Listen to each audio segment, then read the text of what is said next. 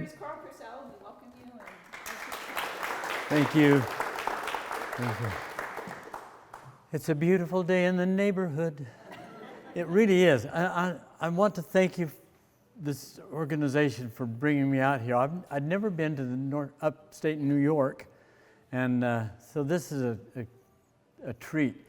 They took me up to Niagara Falls last evening, and it's awesome. The only problem was I felt about that big. It's so unbelievably powerful. All that water gushing over it's like a massive orchestra. It's just vibrating. It was a wonderful experience. And anyway, I'd like to thank them for bringing me here and to also put a plug in for the organization. It takes a lot of work on the part of a lot of people to move an organization like this and organize things that help you as members. And so I'd encourage you to get involved and help the organization, volunteer for different positions in the organization. Because I'll tell you, I've seen some organizations like this that were flourished really well, and then the few leaders that were really doing all the work retired from it, and nobody wanted to take the reins, and it just went right down the drain, and they never did anything good after that. That's sad. Whoop, what did I do? I'll have to wash my hands, won't I? Talk with my fingers. So anyway, get involved, and I think they're doing a tremendous job here. They've got some wonderful people, and it has been a real pleasure working with New Yorkers here in upstate New York. It's just beautiful, wonderful people, gorgeous surrounding, and it really has been a beautiful day. We drove up here in sunlight and sunshine. It was a little rain when we left, well, actually quite a bit, and then it just cleared up, and it's been gorgeous. It's been a wonderful week, and I appreciate it, so thanks so much. Oh, volume. They need me to speak louder. Could you hear me back in the back? I'll try and keep it up at a volume that you can all hear. I learned when I was fairly young how to breathe right for singing. So I'll try to project as much as possible. I don't do as much singing anymore. By the way, this is my drawing for this evening's demonstration. This is of a cottage that I saw in Dartmoor, England, out in the middle of the moors. Has anybody ever been to Dartmoor in Devon, England? Yeah? Beautiful, isn't it?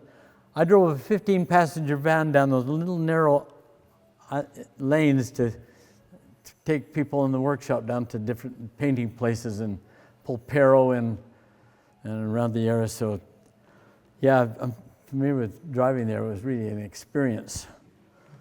All right, I like to start a painting by first doing a light wash of color that unifies the whole thing and tells me where my light shapes are going to be. And I've kind of planned that in my drawing. What's going to be light? This wall is going to be the lightest area. Going to have some light over here, and this roof will be a bit lighter than that one. That's going to be darker over here. I think through things like that, what am I going to do, and how am I going to approach this? One can only hope. With watercolor, there's no guarantee, as you all know.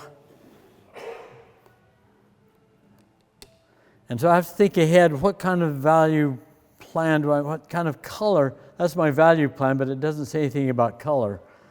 And I've been sitting here thinking about the color. I thought, I haven't planned that. I haven't thought, what kind of colors do I want in this? And I think it's going to be primarily a lot of different greens, because that's what you see in Devon a lot. And in fact, you see a lot of that. Greens are a lot here in New York, aren't they? We have a lot more earth colors out there. in Utah. Southern Utah is my stomping ground, and I paint every year in Zion Canyon. There's several paintings here from Zion, and it's one of my favorite places to paint in the world. And every year I do a workshop down there, and all those red rock cliffs, and I do it in the autumn down there, and so the trees are all in autumn colors at the bottom, and the river running through the red rock cliffs. It's heavenly. I feel at home there, and that's where I have a belief in a God, but I met God in that canyon near my home, walking along and seeing the cliffs and stuff.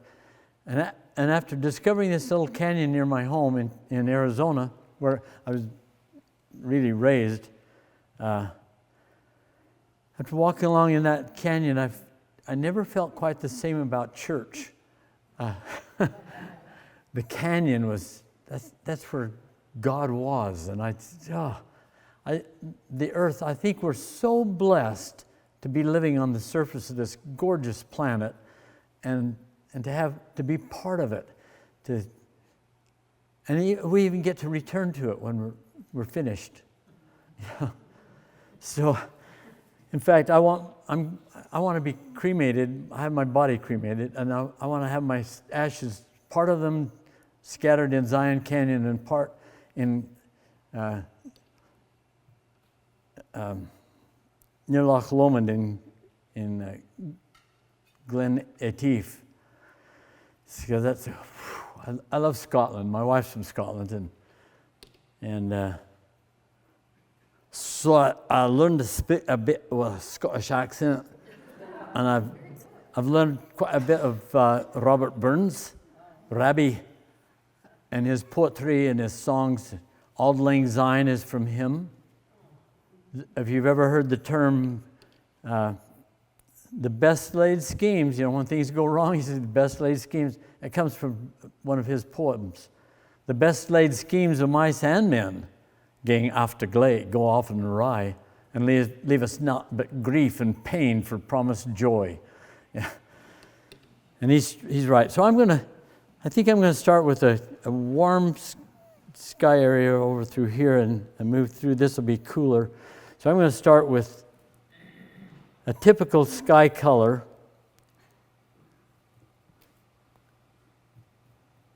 Yellow ochre. Yeah, that's about what I want. A light wash over this whole area, and I'll bring that down. Let's see, that can be right up to there.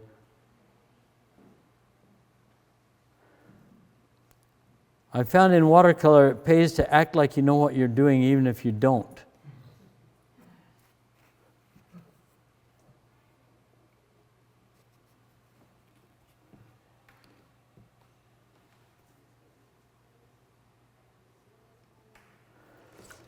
And here I'm going to switch to a cooler color.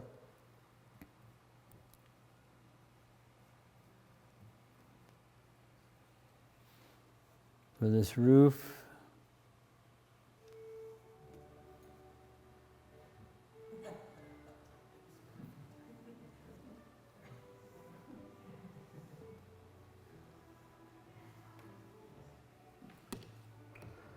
I can darken that up later. Oh, wow, we get music with this.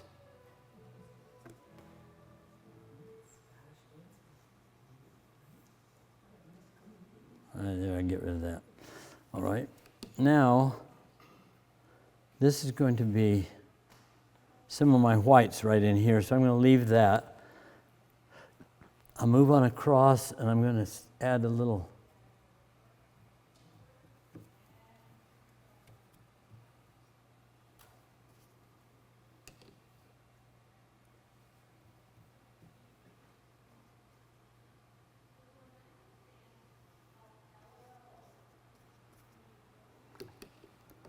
And if some of this color bleeds down into there, it's not going to hurt anything. This is going to be a different value anyway. Oh, I don't need a... There.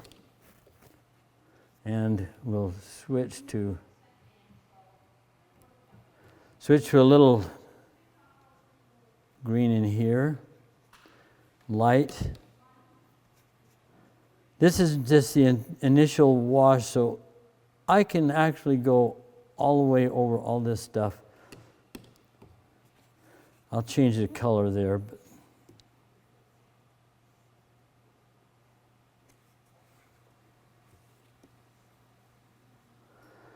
In fact, that's going to have a shadow cast on it, so I'll just go right ahead with that. I don't know if you ever talk to yourself while you're painting. I do. My brother used to tell me, he said,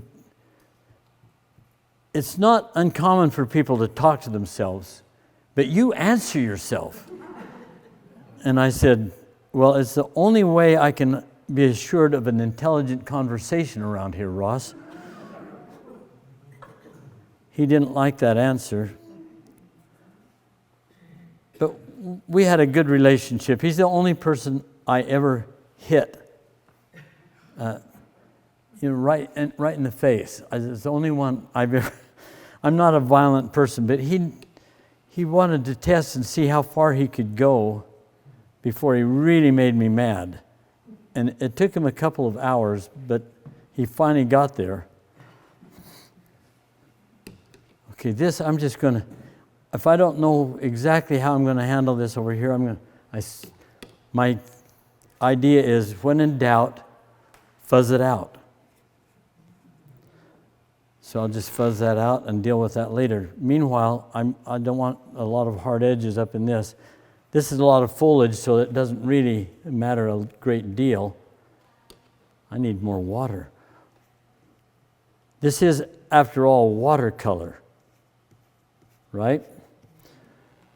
And for water, you need water. For watercolor, water is the cheapest tool you have at your disposal. I'll throw some other color in.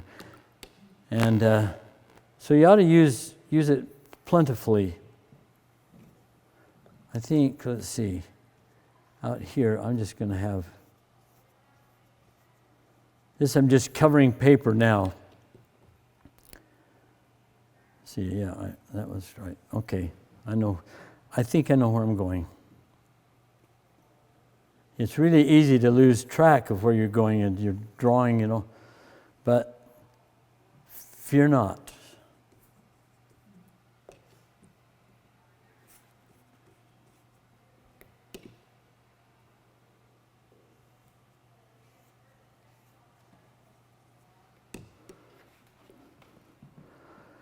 Whoa, that's a mess, isn't it?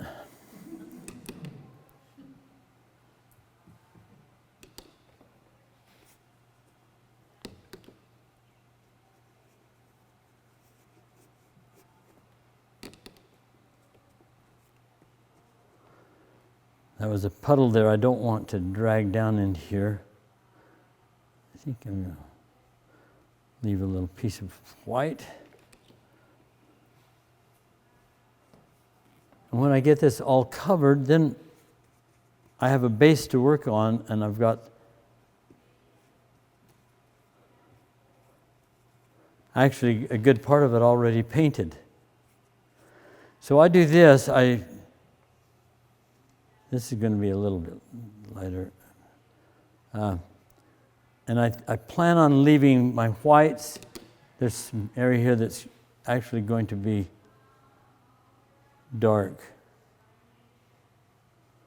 And I want as much white, and I'm going to make sure this is good and wet, because what I do is I staple my paper to the to the board. Yeah, don't staple it to the paper. Carl, listen to what you're saying. Okay, there it is. Now I'll take it. All I've got holding to that board is a couple pieces of tape. I used to stretch my paper, with butcher paper and all that. And it's a long, tedious process, and you have to watch it carefully, and I don't do that anymore. It just has to be wet on both sides in order to stretch.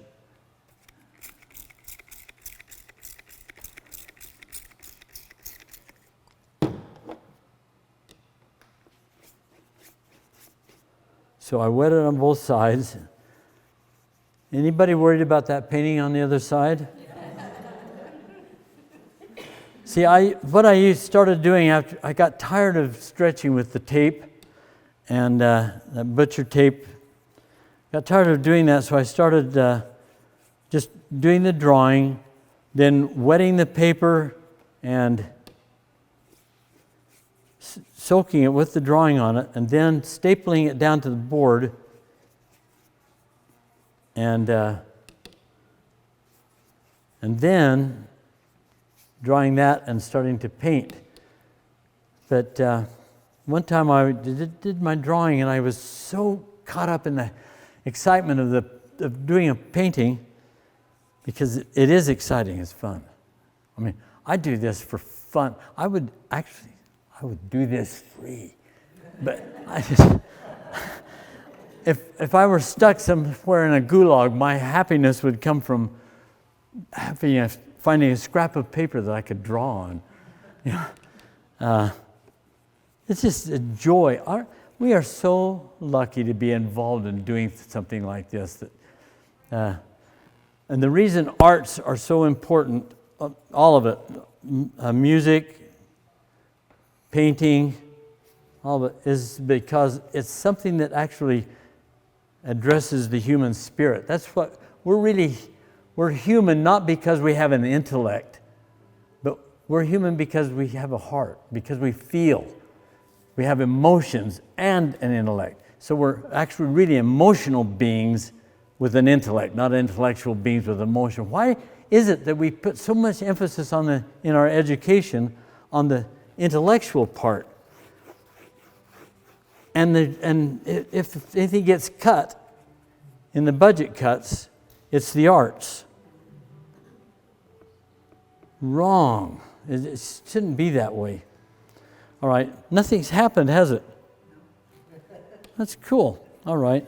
And if there's a little texture that I don't like, I can easily get rid of it.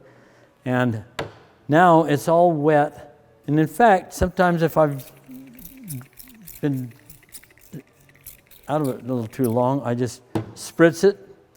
It'll all wet down, and I can then take my stapler and actually stretch the paper. I'll put this flat, that way I can do it. Put one over here. Then I go to the other side and pull the paper tight. Ooh, that is a nice background. Sounds Celtic. Oh, yeah, that's nice. Then I put one up here. One down here. This kind of almost seems like a bizarre way to approach this stretching paper, but it works for me, and I don't even worry about little blooms like that, especially in places like foliage. I mean, it's not going to hurt a thing. Then I'll pull the corners tight.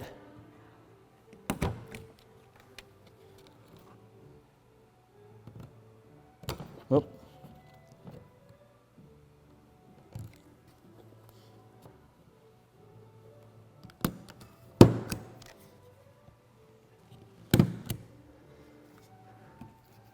They're not doing that because they know I'm married to a Scot, are they? Yes. Yeah, if so, that is so thoughtful. Wow.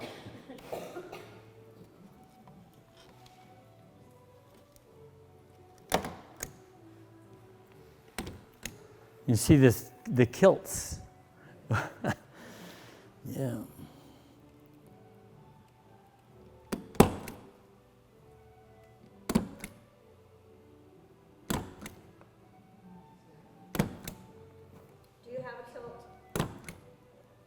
What's that? Do you have a kilt?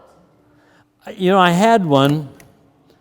I got from the guy he was married to a Scot, and he got divorced, and didn't want his kilt anymore, so I took it. But it was a little too tight for me. He was kind of a skinny little guy.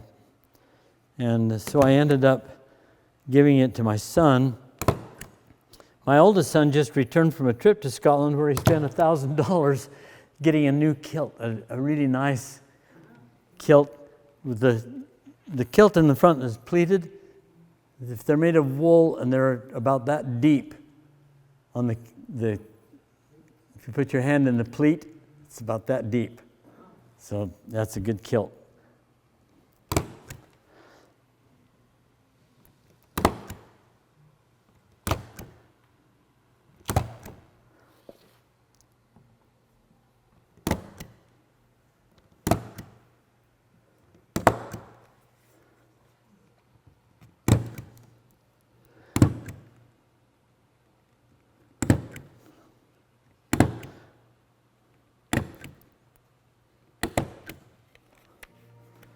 You don't have to be able to understand the whole Scottish accent if you can only say one thing. If you can say it's a brabrich moonlicht nicht the nicht, you're all right, you can.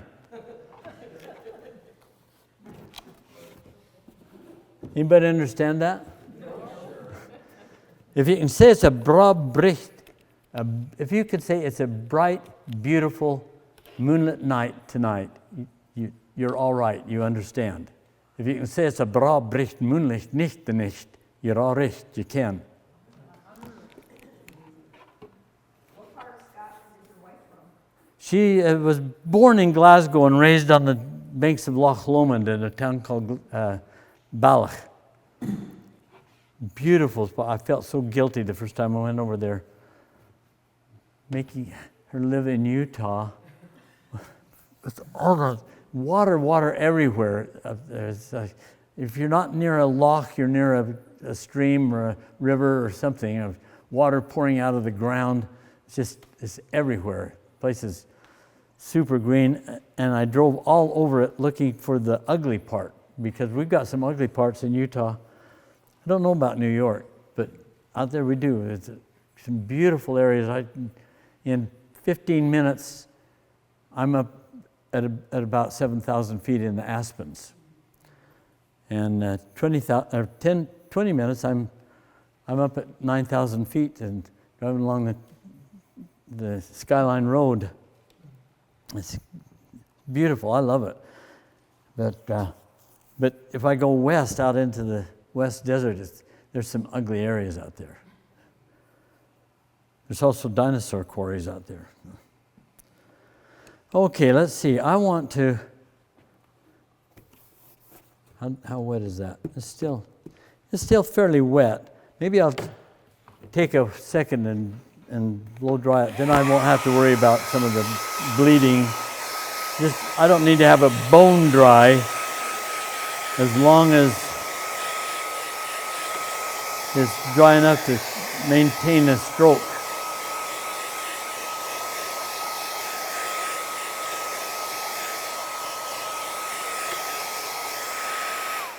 My preference is 140-pound rough Arches watercolor paper. I like the texture of it. I like the sizing and everything about it. So I don't really like the 300-pound as much. Okay, I want to establish how dark I'm going to have that. So I'm going to, this is the chimney.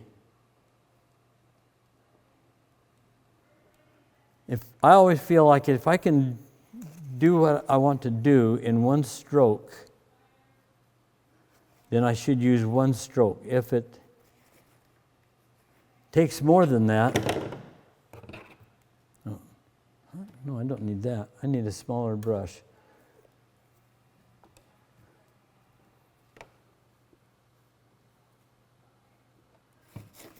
A little lighter. Okay, that's good.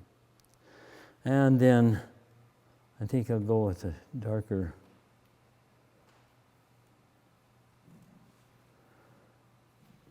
I've noticed that a lot of the people practicing watercolor or learning it are afraid to go very dark. So they're really cautious.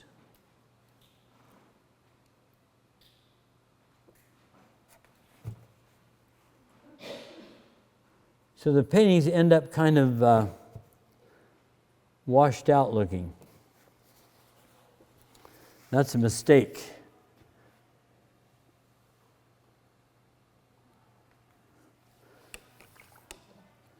All right, now I want that to be a fairly getting darker over here and lighter over here. So and I think I'm going to move from a warmer color over here to a cooler color over here.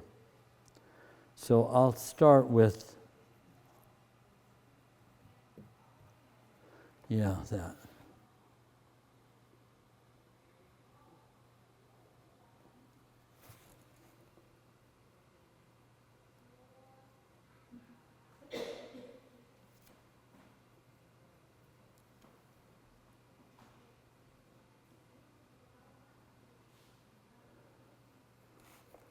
Now, I would like to leave a clothesline right there.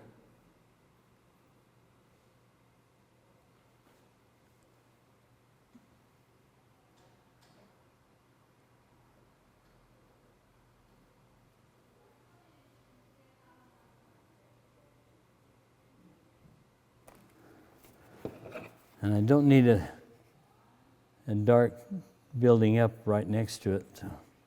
That way, that'll be good. Now, let's see.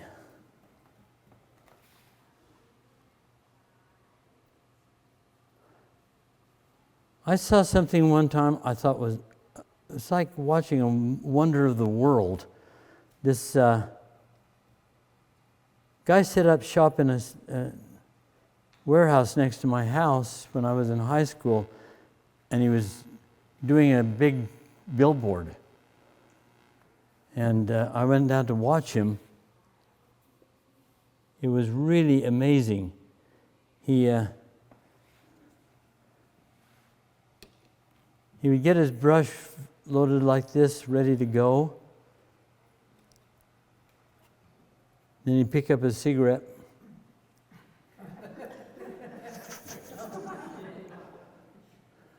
Then he'd pick up his brush and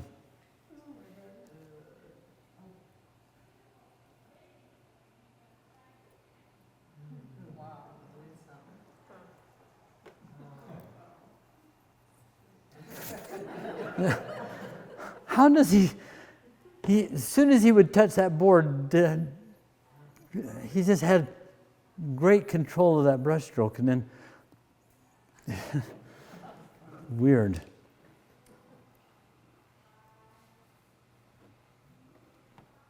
I'm going to go with quite a bit of blue over here and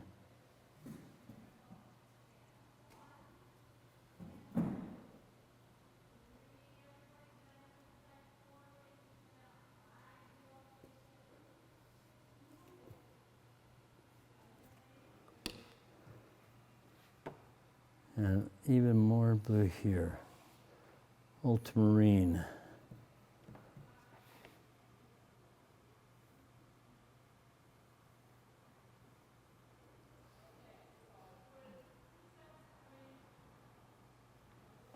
There, from warm over to cool.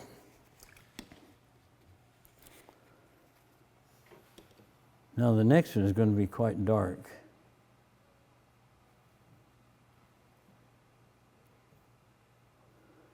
This side is in shadow.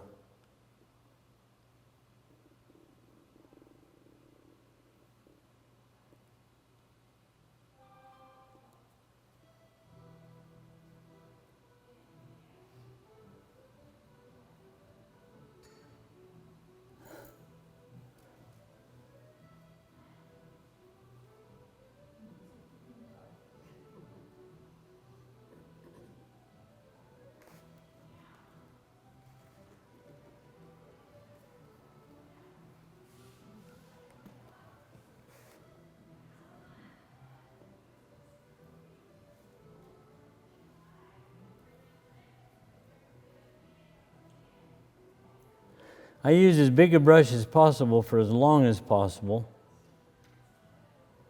And I'll paint with even the corner of it. And if I oops like that, I'll lift some of that up and I'll be all right. As long as I catch it right off the bat. I'm going to have some values in there anyway, so that we're okay. No, I don't want that. That's pretty bland. Okay.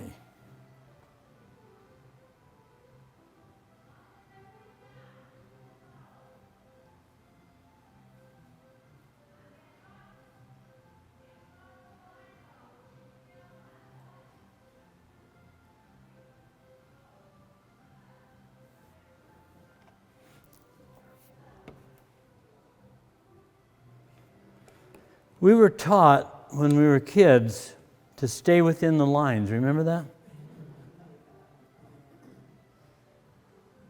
I had a hard time with that concept. I'm sure that's why I ended up eventually. I hope this demonstration works out. You have no guarantees, so you just bear with me. I want some greens over here. I like to mix most of my greens with blues and yellows instead of. So this is some of that sienna that is here, and which has got some yellow in it, and red, and so all quite neutral. I use my brush here to get some really edgy kind of things with it.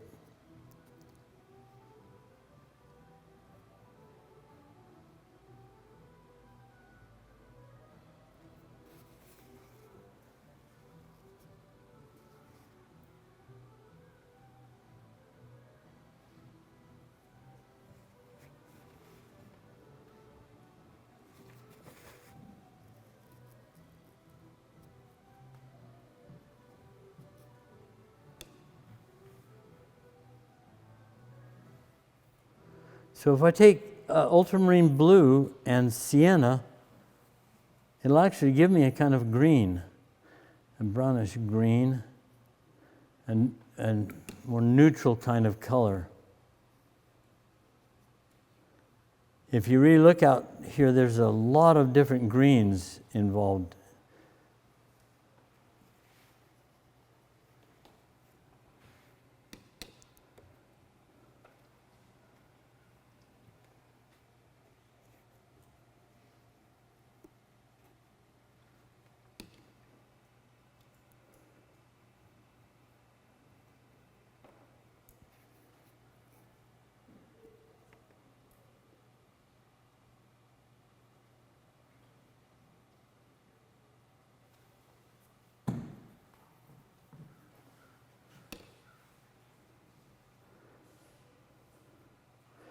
If you have any questions, I mean, I sure do, but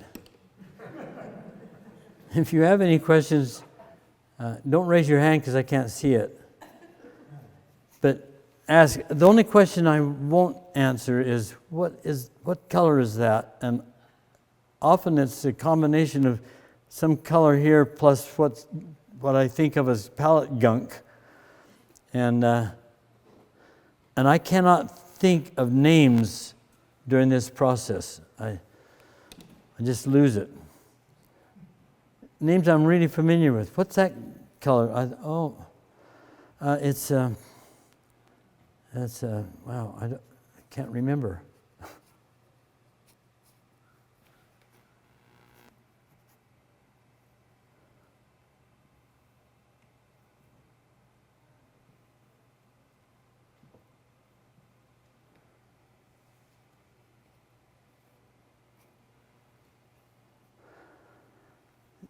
They don't tell you to use the side of your brush.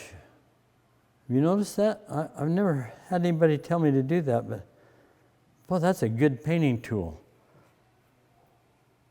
It gives an irregular shape to things, and it's kind of nice.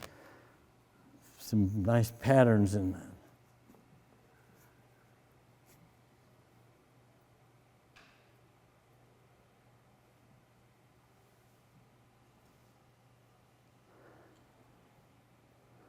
So I can get some ragged edge foliage with this big brush just by doing that.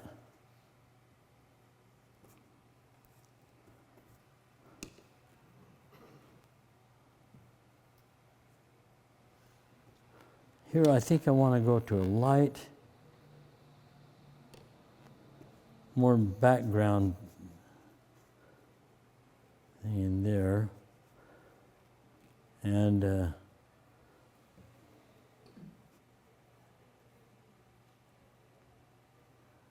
well, I want a ragged edge, so don't fail me here.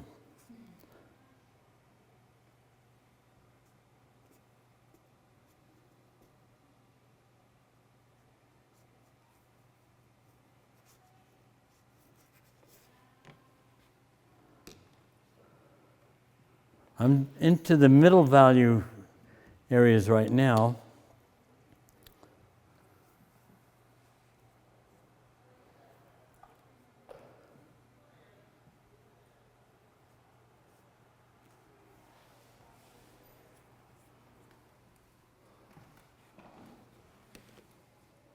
Oh, by the way, how long a time are you giving me here? 4 hours. 4 hours? Is this negotiable? Yeah, till midnight. 9 o'clock. Wow, that's a hard group. Whew. I heard New Yorkers were tough, but wow. That's the other end of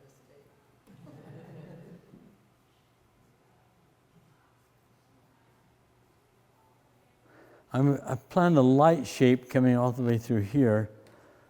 So that's what I'm putting in right now, this really light grasses stuff, and that'll terminate right in about there, and then this is coming down in front of it. So this will be a little darker. In fact, I'll even put the other in later. I'm going to put some of that in. This was a beautiful area in the Dartmoor. It's where if you ever read Agatha Christie, a lot of her novels were set in the moor. And Hound of the Baskervilles, that was in the Dartmoor.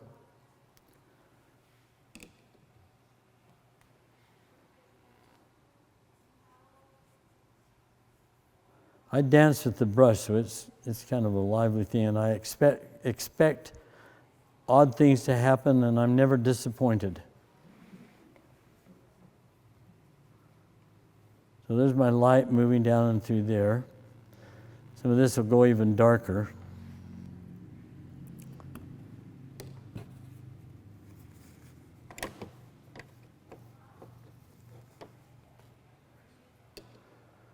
I'll probably need some different water after a while here. Okay, let's see. Some of this, let's see. I don't want it just a pure white thing. I'm going to have some bits of color through it.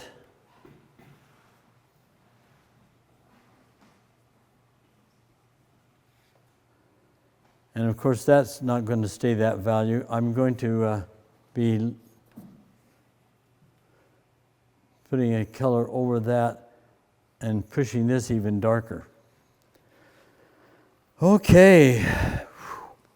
What type of paints what brand do you like? Most of my paints are Daniel Smith.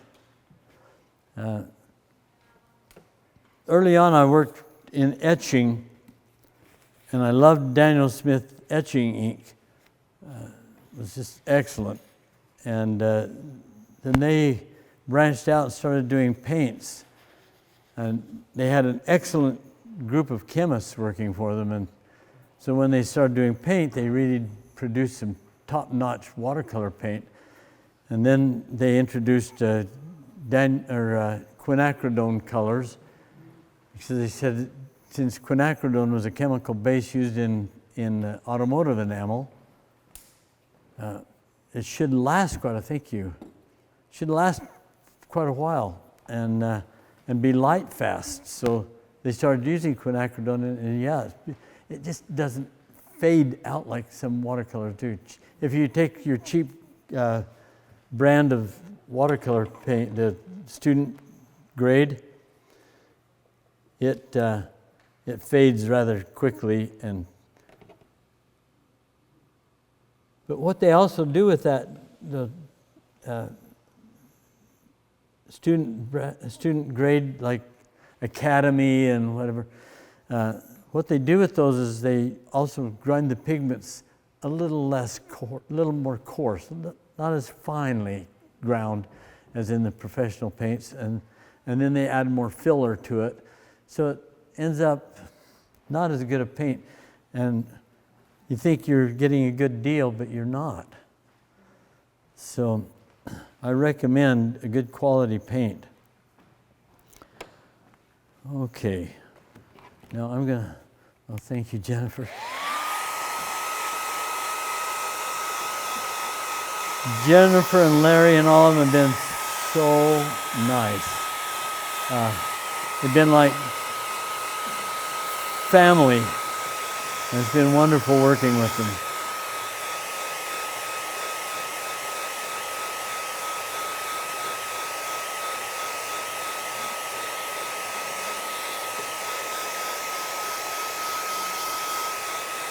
This will speed this up a bit so I can get more of it done in the time allotted.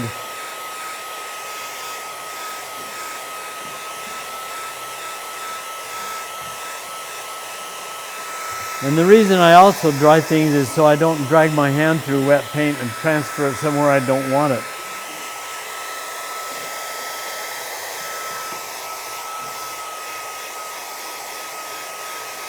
Which I'm going to do right here.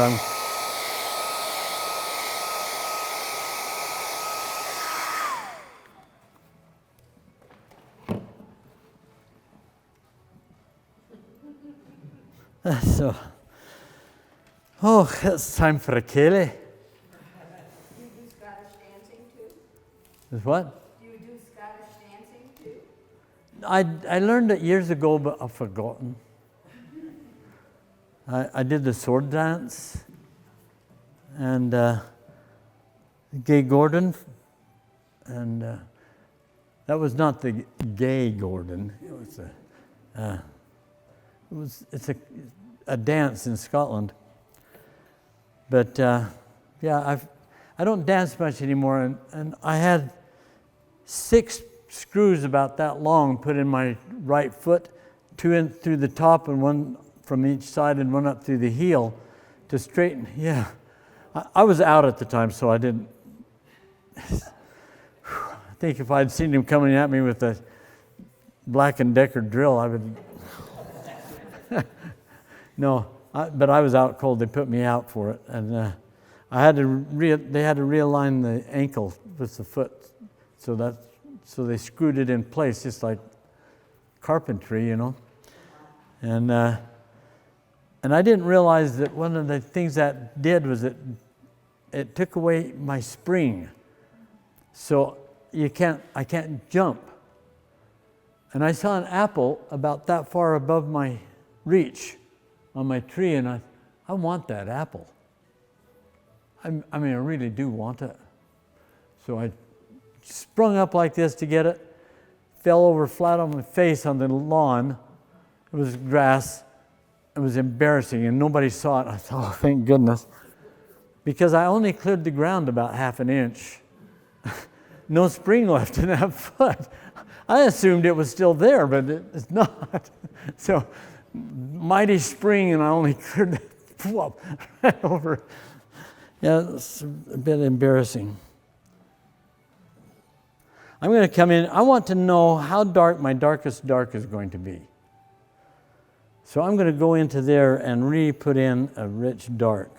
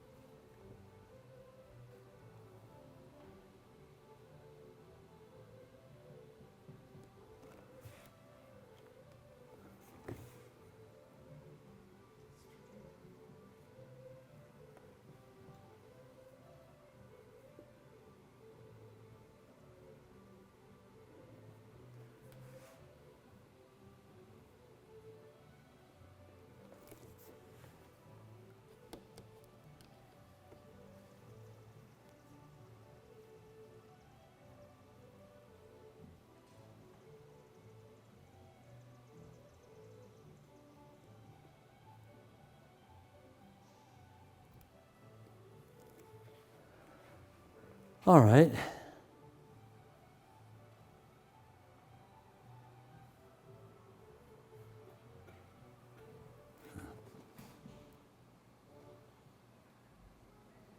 I can't draw a straight line. That's why I went into art instead of drafting. I can pull a straight line this way, but in front of a crowd, it's a little harder. Okay. Now that gives me my darkest dark, my lightest light, and I'm going to come in here with some color.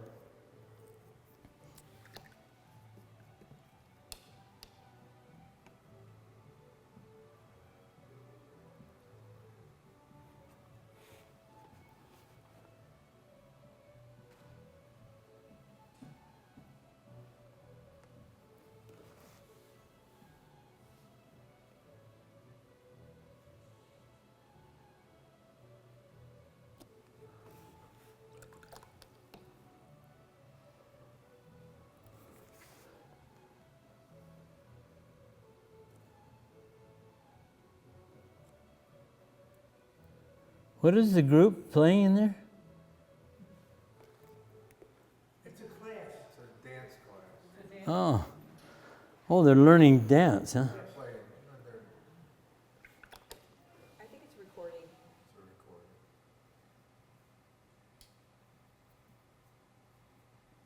Very light here. I want a little.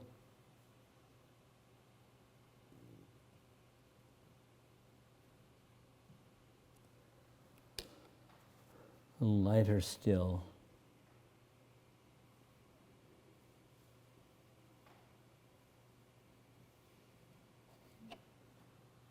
That's some clothes on a line there, and I'm going to have a dark window behind there.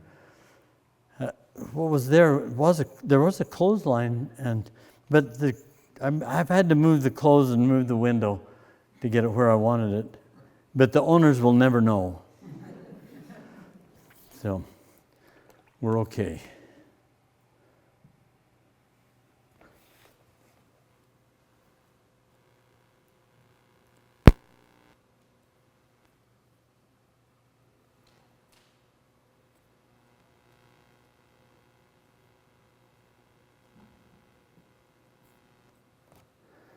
And if that seems too dark, I'm going to just lift a little off it off. It was stone, but a lot of white mortar, and the different sizes, so they left a little bit of light between them, and then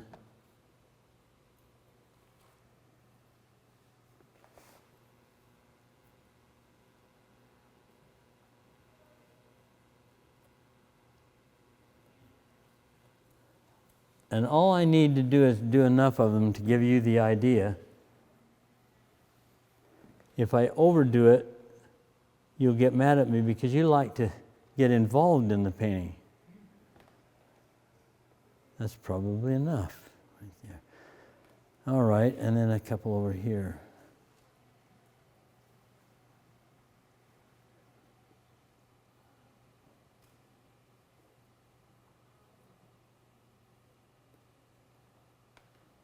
I'll put several in, and then along this edge. You still won't even notice that little place where I had to lift off a boo-boo. Then if I come back in with a little bit of value under some of those, not a lot, here and there.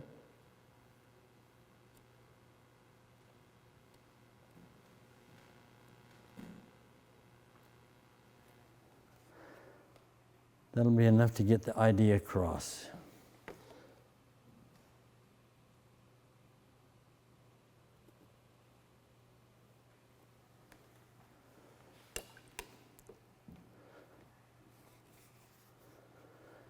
This was the value and the color change that I wanted. Now I'll talk a little bit about the In fact, I better dry my paint first. About the shingles.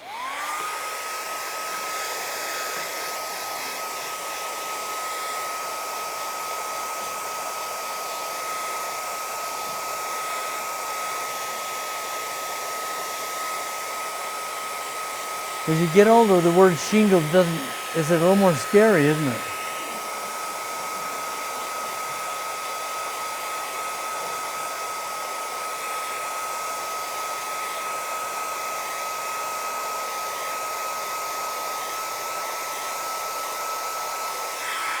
I'm lucky to be in pretty decent shape, and I get to keep doing what I love doing. Don't you feel sorry for people like, basketball stars who have to retire at 35? Can't do what they love doing the rest of their lives? Oh, that would be awful. If I had to retire from painting at 35, I never would have gotten as far as I wanted to get, and I'd have to just watch others paint now. Oh, I wouldn't watch. I don't think I could do it. Watch other people paint and not be able to do it myself. It'd just that'd be too much. So I feel really blessed that I get to keep doing what I love doing.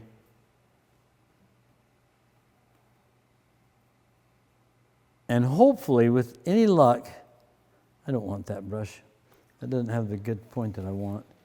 With any luck, I will be painting and suddenly just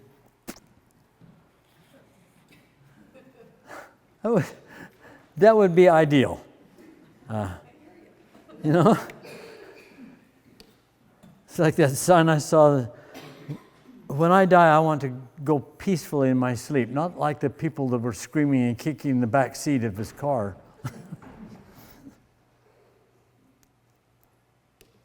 No, I just want to keep doing what I'm doing, and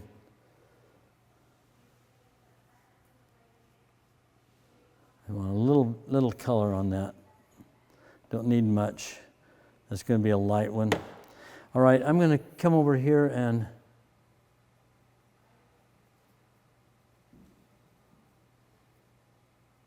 get a kind of neutral. All right, now do some line work across here. Okay. There's still a little bit there that's damp. That's fine. How's that? Oh, that's a little too dark. All right.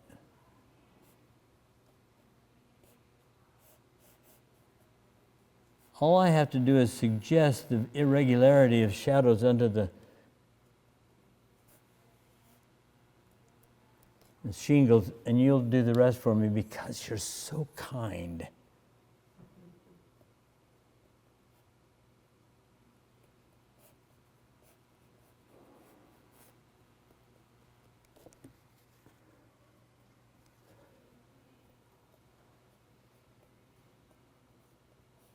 Most of the shingles over there are pretty big. They're slate.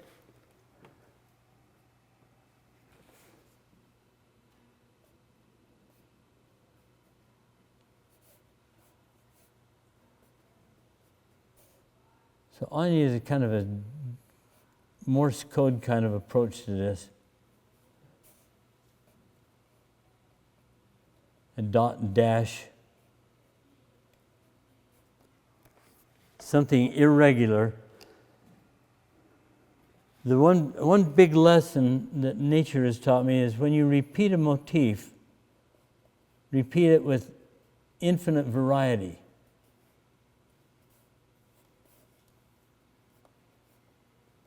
So they're not all the same, a whole bunch of straight lines. That would be boring. But nature creates a tree out of a bunch of lines and limbs that are every one different.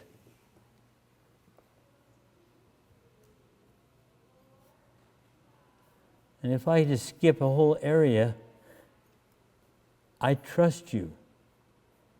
You'll fill it in for me. So even if I lifted out a bunch of it, you would fill that in for me. Because you're good people.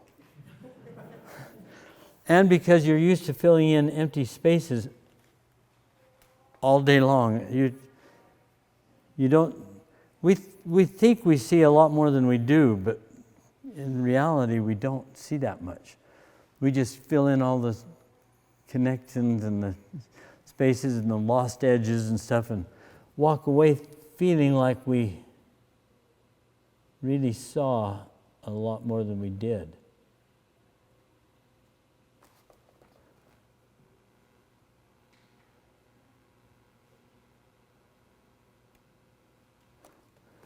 Okay.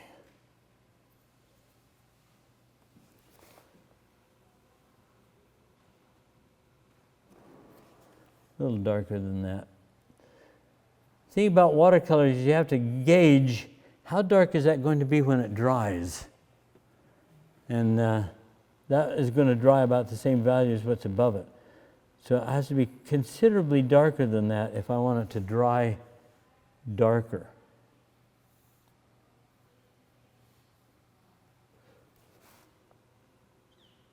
This is the shadow under the eave, by the way.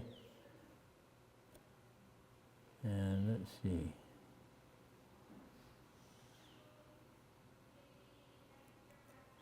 I'm skipping a little space there for the telephone line.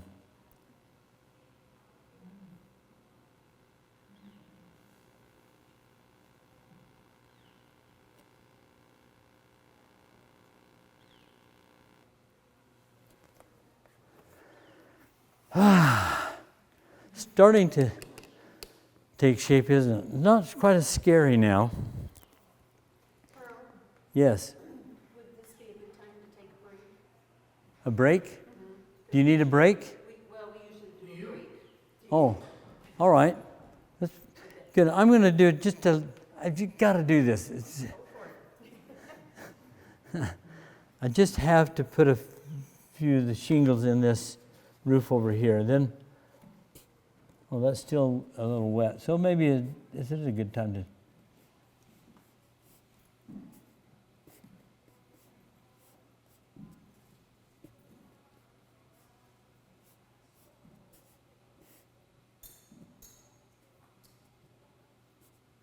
don't have to rush. I have, in a line like that, I've got to keep it fluid instead of pick, you know. It's a kind of dance.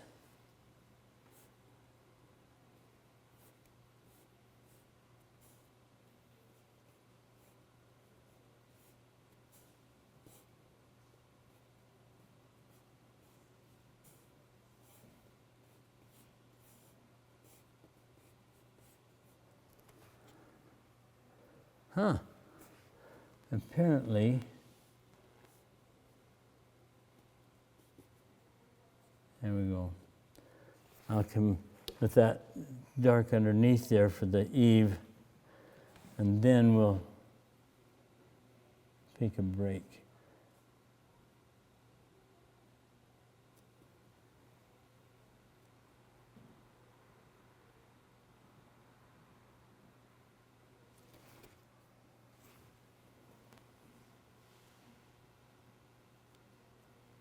Window, and then we'll go up.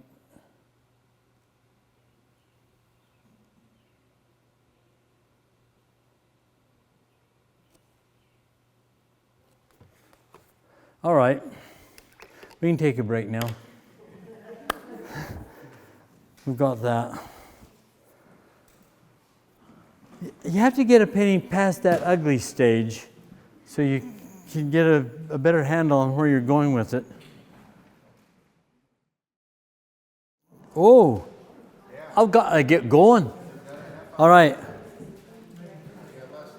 Yeah, I can get a lot done in half an hour, so watch carefully. I'm going to go straight to this darkest dark. A lot of times I like to work right in my dominant area, and then I know how far not to go with the rest of it. You know, that gives me a gauge of, otherwise if I get down here and get involved, I have no idea how far I should go because I haven't developed this. So I'm going to come in here and really hit this area. What color are you? That dark one. Do you always use manufactured greens, or do you mix your own? No, I like to mix them with blues and yellows and sienna.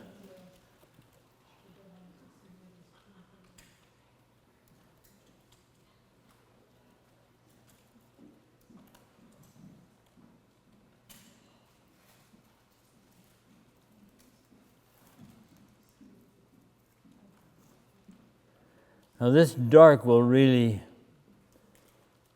tell me about how far I should be going with the rest of it.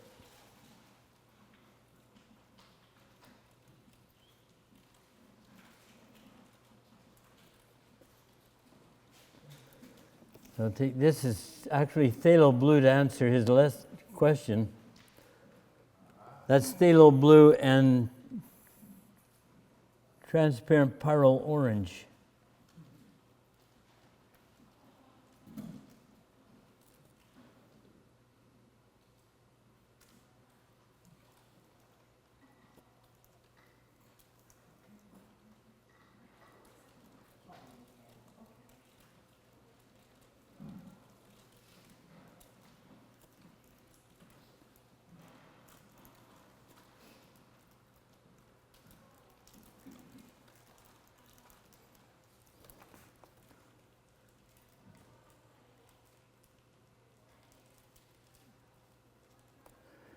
Now grab some transparent orange.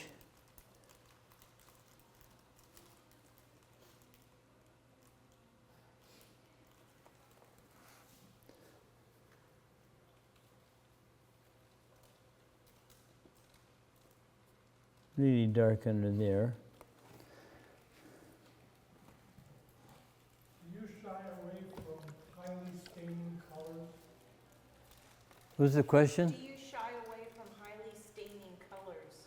No, I just, in fact, I don't think staining color and opacity is so much as I think color. What color do I want there? And so I love a good rich sienna like that.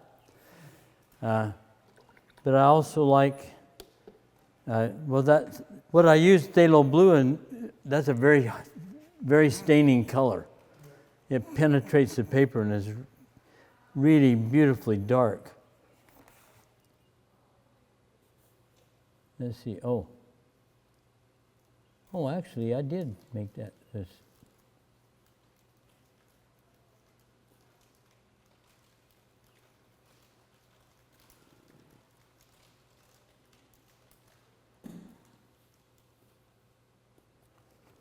There. Now I'm just going to get some rich color there, and now I'm going to go to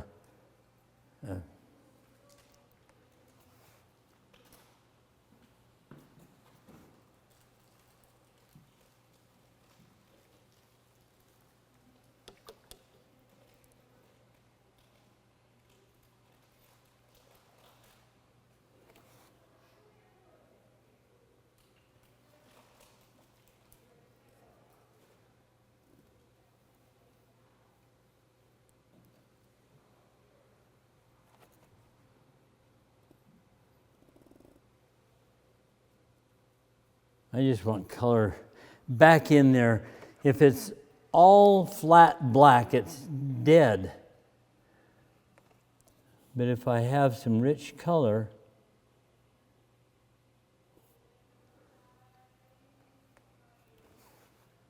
strong color,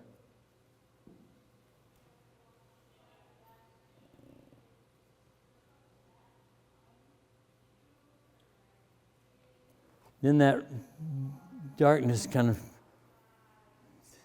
it has some depth to it.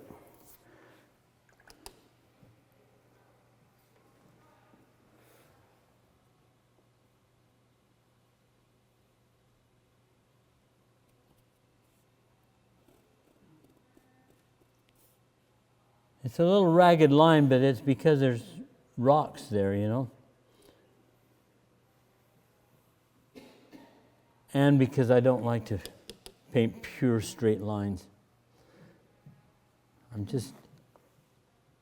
It's against my religion.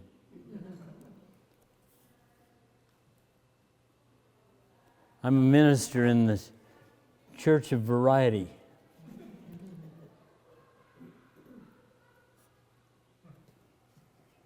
Actually, I am a minister. I forgot about that. I just purchased, I just spent $52 getting my certificate of ministry so that I can officiate in my granddaughter's wedding. They asked me if I would do that, and I said, yeah. Never done anything like that, so now I have to look up and see what's appropriate to say and all that, you know, for... I've never officiated at a wedding. That'll be a new... But they asked me, and how do you say no to your granddaughter? When she said, would you officiate at our wedding? Well, yeah, of course.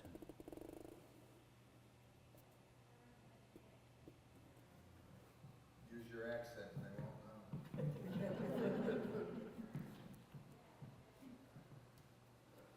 Oh, hi, you're all welcome here today to witness the marriage of my granddaughter and her wee husband.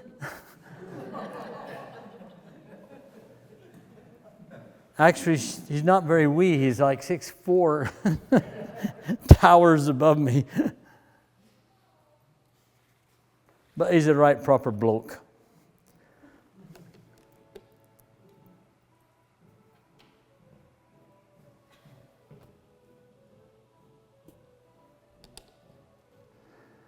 I don't want a one item, one color approach. So this is going to be a green door, but it's...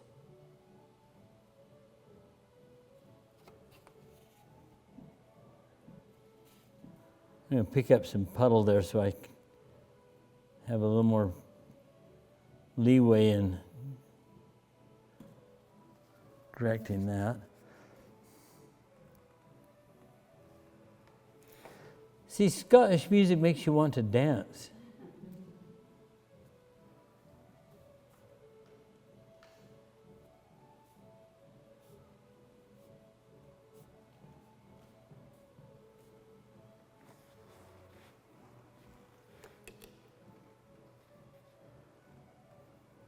I'm going to go for the one more window here, but just I'll start off fairly dark, but I don't want the whole thing all dark.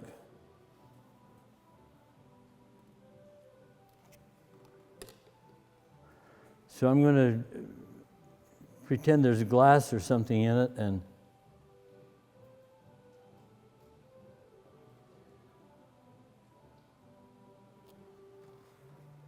variety.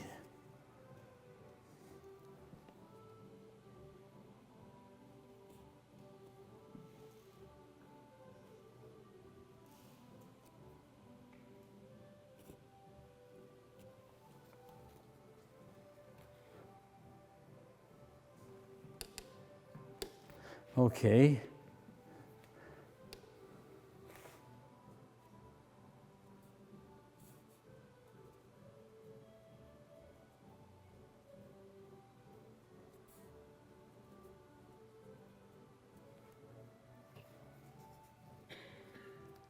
They have no idea they're influencing my painting.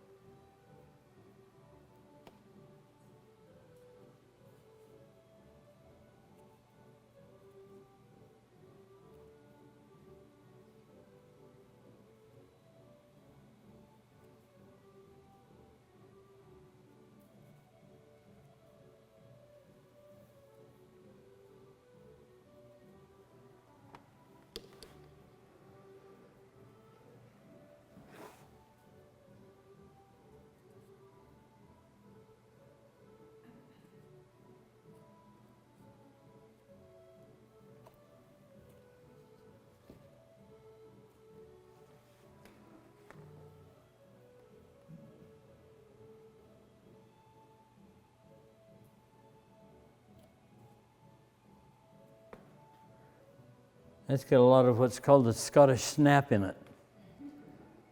It is a little partial beat before it note comes in.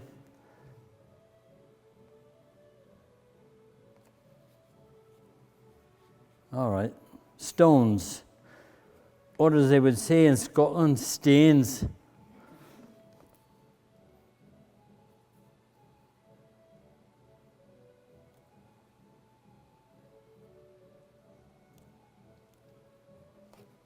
And maybe not that dark there. That's perfect.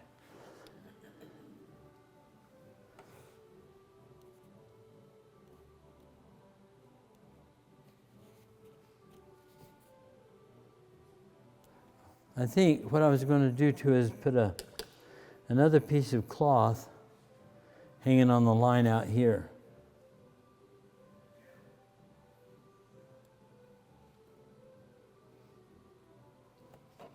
There, that's good. Not a negligee or something. Yeah. Okay.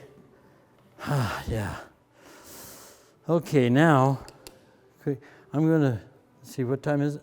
Woo. The rush is on. I don't want to keep you folks up late, so we will finish. I may not get the painting totally finished, but let's see. I think first I'm going to go with a bigger brush here and create a little more pattern in this foliage.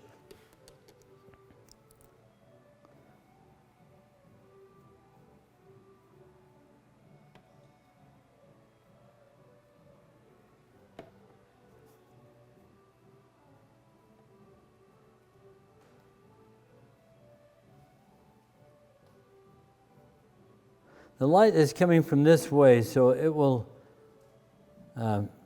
carve out the leaf patterns in this, on that side. And then the other side will go softer and build to the light. Made a frog there.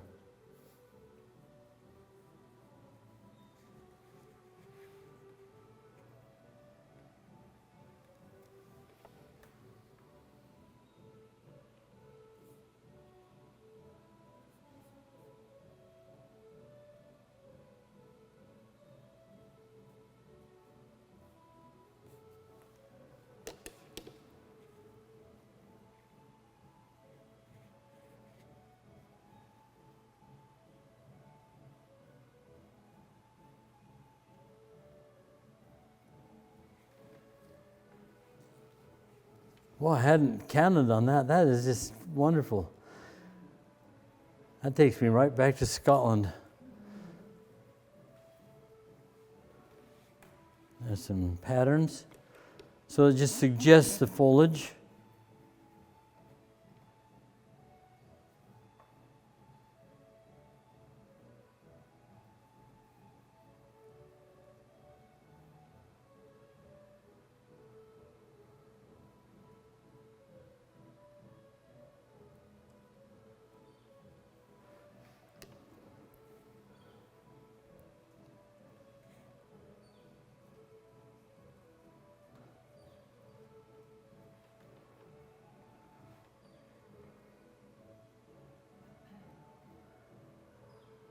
Somebody must have spattered some drops out here.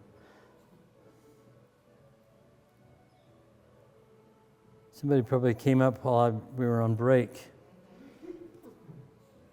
Drooled on.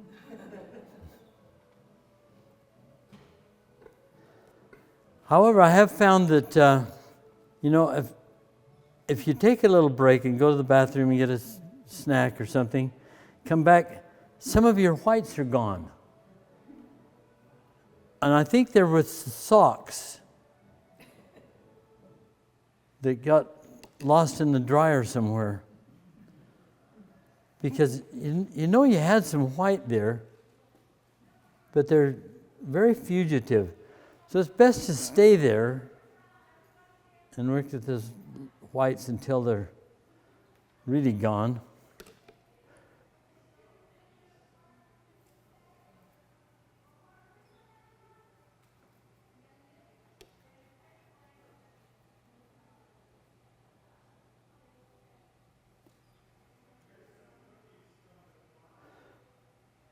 Manufacturers have to make a green that when it comes out of the tube is as bright as it can be, because you can't take it and make it brighter.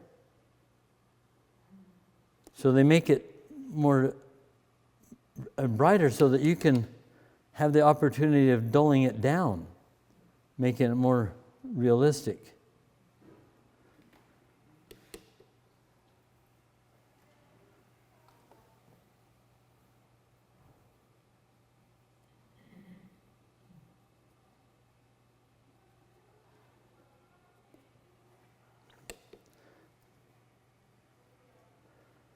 So I'm going to make some of this a little bit more in the siennas.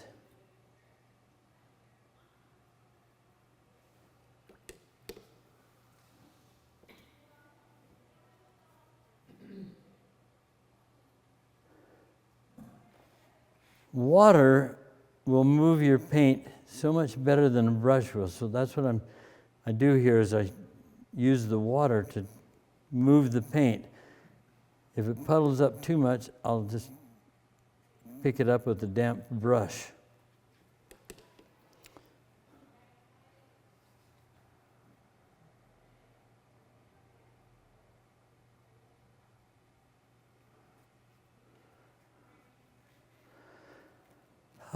Okay.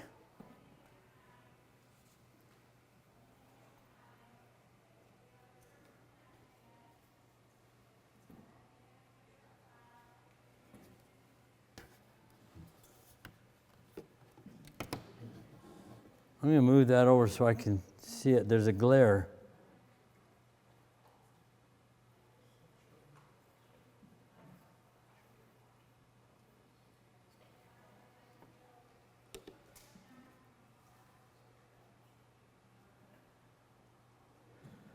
Hark, hark, the night is falling. Hear, hear, the pipes are calling loudly and proudly, calling down to the glen.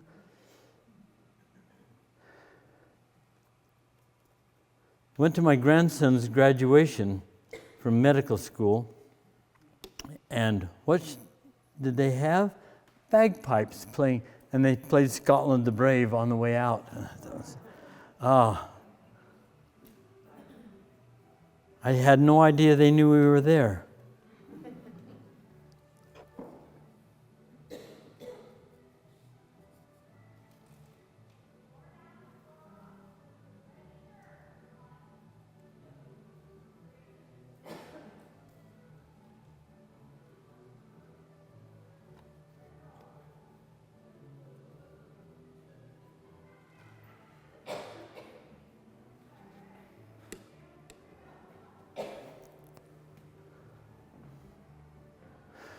Whew, okay.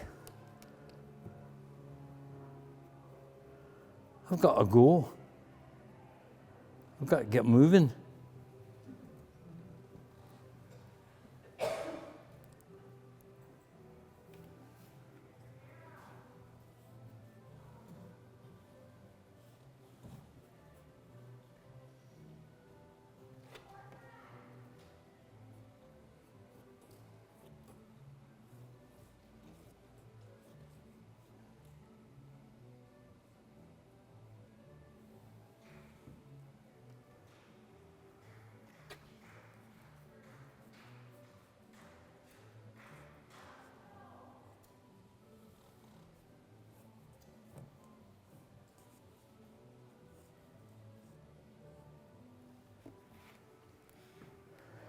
The challenge here is to make every limb different from the last one.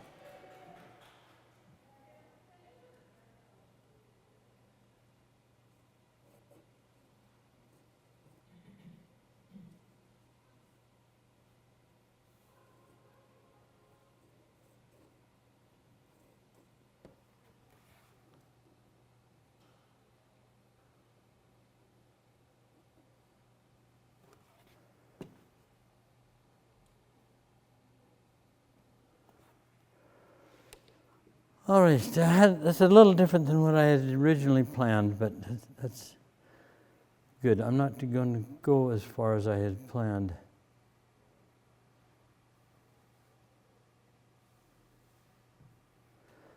Now this is part of foliage that goes in front of the house. That's why I stopped with the dark right there. You never looked at your drawing once. I drew it. Oh. When I find that when I've drawn something, it's indelibly impressed in my head. And yeah, I haven't, have I?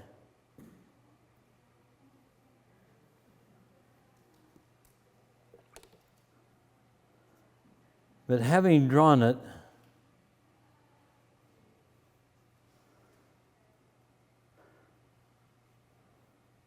why does that remind me of, oh, I know what it's from.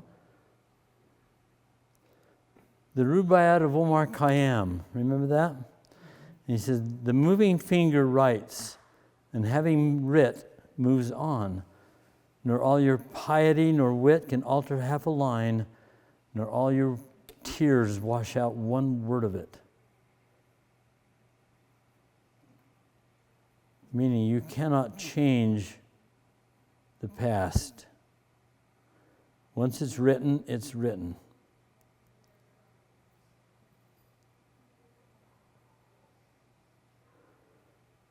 Like that, nor all your piety nor wit can alter half a line, nor all your words wash out one word of it.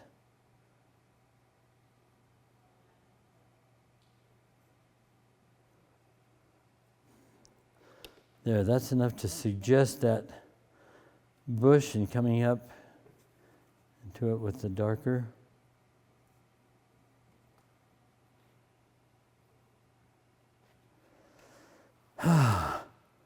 There just isn't enough time to have as much fun as you want to have.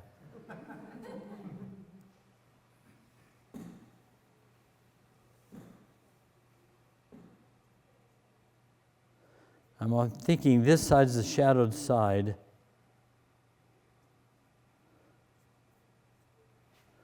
So I'm just creating some pattern.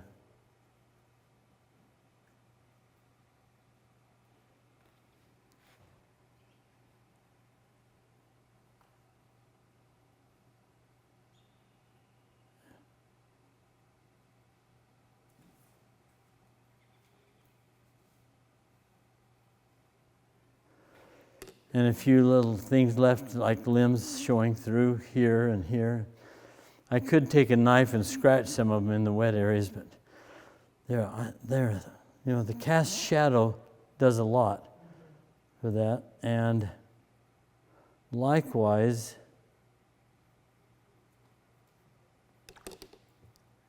some cast shadows from tree limbs over here that might come across the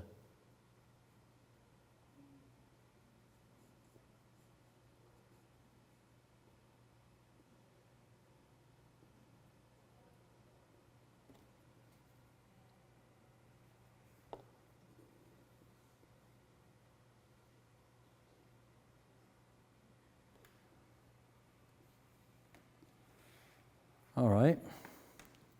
Those are authenticating details. All you need is a few of those that say, this person had his eyes open.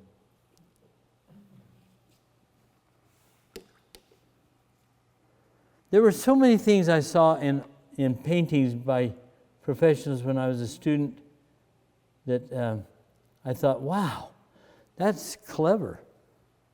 And then discovered later, no, that wasn't clever. They just had their eyes open. They were seeing better than I was seeing. There, old green door. Yeah. All right. How close are we? Got another 10 minutes. Yeah, there we go.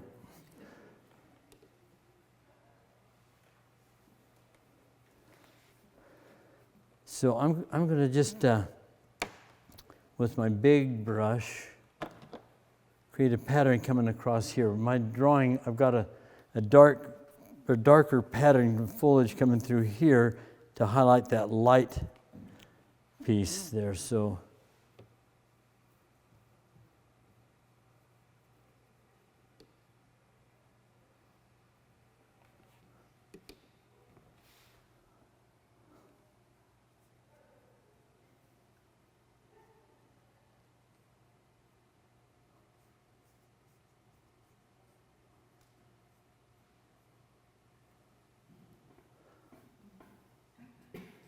Now I'm going to look at my drawing, see what I had planned there. And also had planned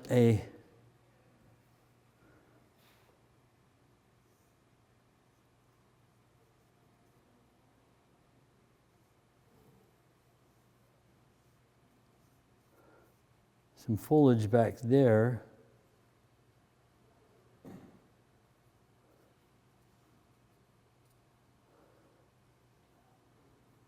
There, that'll add some irregularity to it. Then this was going to be darker back here.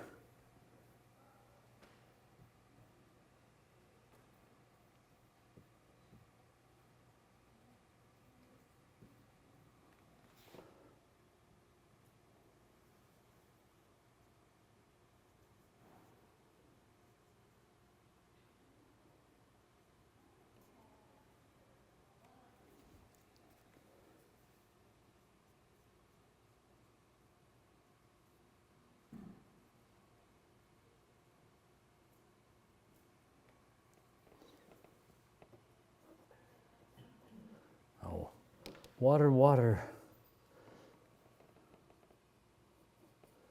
Water, water everywhere, and all the boards did shrink. Is there a specific brand of brush that you like? Yeah. I like a really good pointed brush. I had these were Lou Cornell Series 7020, but they quit making them.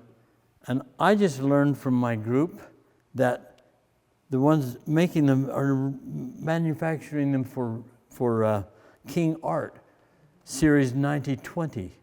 I have some Series 90, but the 9020 is even better. And it's the same brush as that Lou Cornell. So now I have to go home and buy some new brushes.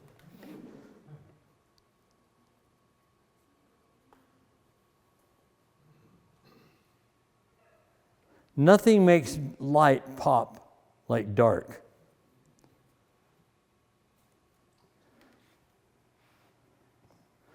Okay, now I'll go back to this. I think by then you can see what time is it? I got 5. If I go over 5 by 5 minutes, will it greatly impact? You won't get dark.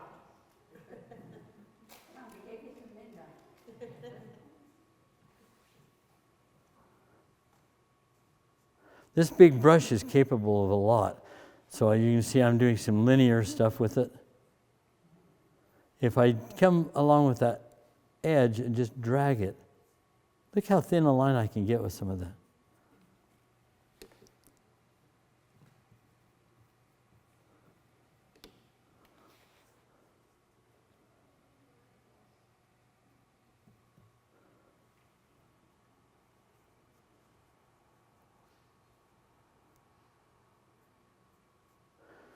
I used to find I could paint better with my hand in my pocket. Let me try that, see if it'll... Do you always stand? Do I what? Always stand when you paint? Yes. Stand, you mean? Yeah, definitely. Unless I'm doing a lot of little linear stuff, then I sit down so I can use my whole arm and I hold the brush so I hold it vertically, and I have a lot more control down here on the same level with the brush.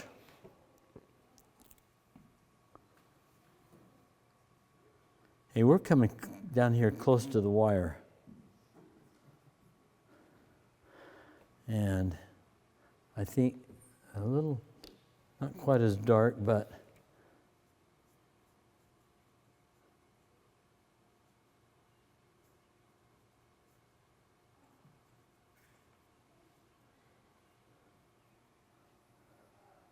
leaving quite a bit of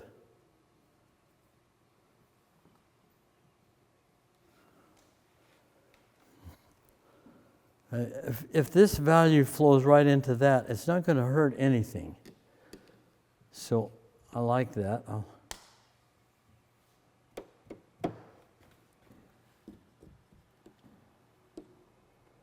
Now you've done it, Carl. You got all your water dirty. That's all right. I'm going to be finished here, so. It's dirty. My brother loved the way my wife said dirty. She said it sounds so much more sounds dirtier. Dirty.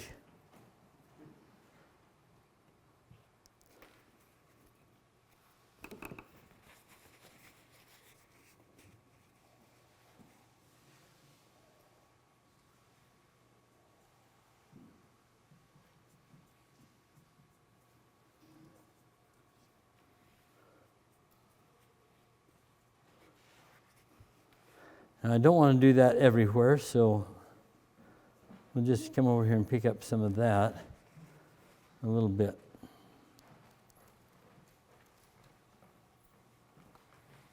And now, wow, we're almost done. Didn't look like we were going to make it, but there's a point where I stop and look at and put it aside and come back and take another look at it. A lot more thinking at the end and a lot less painting.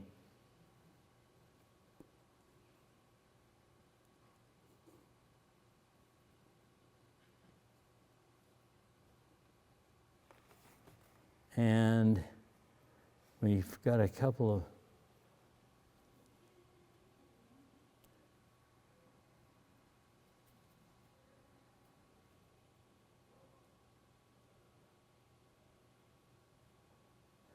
That's what I mean. If I will skip a space and leave a light, you will put it together for me. Because you're so good at that. So I left that piece of light right there. And I left one here.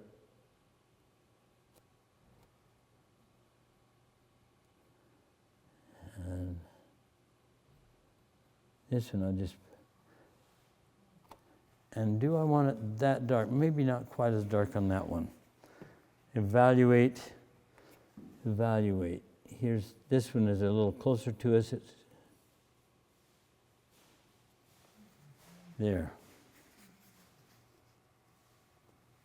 Oh, that's dry. Okay. All right. Whew. The only as I look at it and I'm evaluating it, I would probably come in here with a little darker and in some of that and carry it over to the side so the dark pattern flows through here and engages both sides of the format. And maybe that whole thing ought to go darker.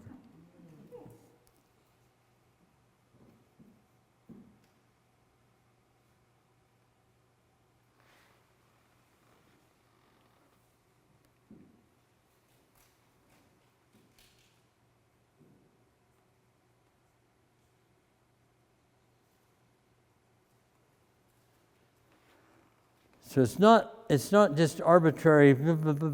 I look at it and think, okay, I'm going to create a little pattern that's moving across here and breaks this up. But how far do I want to go with it? And I don't want it a straight line, and I don't want them all going the same direction. So I'll do that, maybe right to there and stop. Yeah, there's just enough color in my brush to...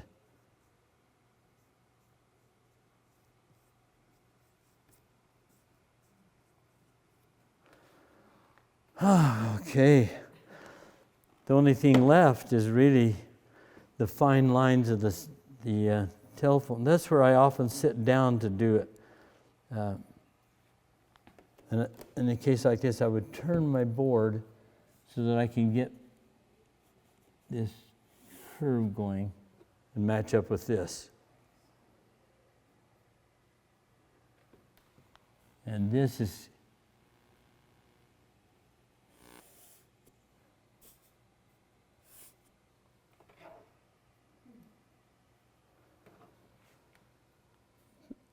the wrong approach. Waggle, waggle, waggle. Yeah. Are you going to make the sky blue? There. Carl, What? someone asked if you are going to make the sky blue. No. No, you don't have, the sky doesn't have to be blue. It can be any color you want. And most of the time I don't. I used to make most of my skies blue. I would create cloud formations that were leading down to my subject. Now, most of my paintings, I don't know how many over there have blue skies, but most don't.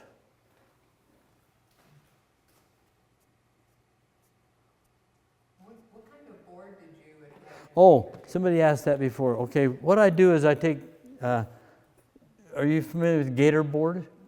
Has that hard paper surface, but I found if I wet a half sheet paper and staple it down, it'll start drying and pull the staples loose, some of them out of Gator board.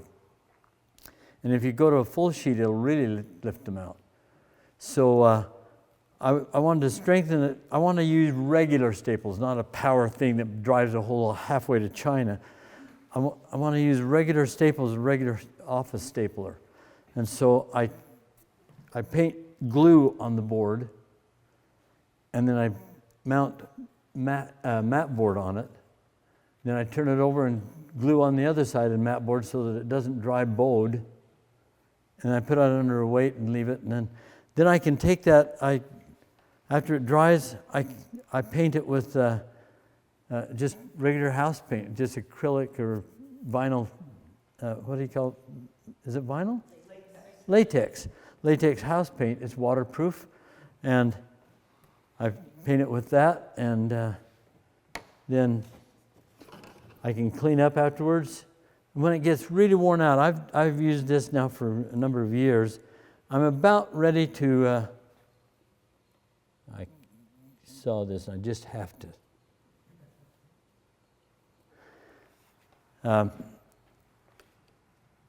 I'm about ready to change it, and I forgot that.